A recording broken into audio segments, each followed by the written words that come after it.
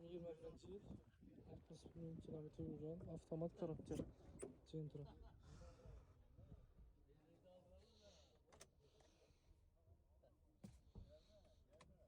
Altmış bir bin kilometre yürüyen. Yürükleri bak. Bir tane kızlara anlatılgan. Bunları koygan. Narxını çazın buna? 160 milyon üstüne kaç parası? Telefon numarayı aytıp bak. 93 205 70 69 üstünde kaç parası? Yaxşı oldu. Doğru yaxşı olursalar kötü. Kurgoy tanırıp çarurgan. Yılınca mına? 23. yıl. Trabekleri 40 kilometre yürüyen avtobot karopça polikleri var. Sumcam bu ana, he? Sumcu yok mu? Diskabalaları var, kurgoy tanırıpçaları var.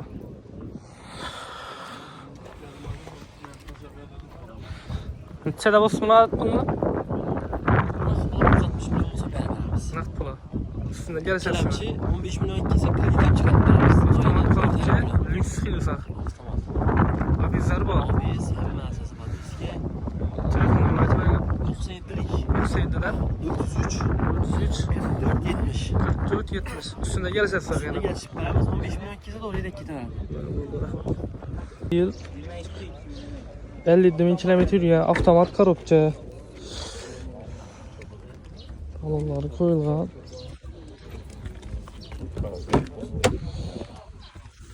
Polikte yok. Linolum yok, polikte tasarlanan. 50 bin kilometre yürüyen avtomat karopça.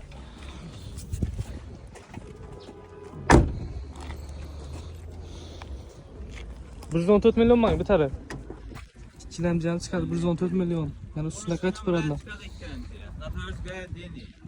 Natalskaya aldın. Telefon numarayı aytıp bana.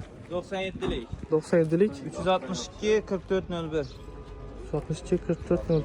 Üstünde bir tane telefon asker arası. 2022 yıl. Avtomat karopça.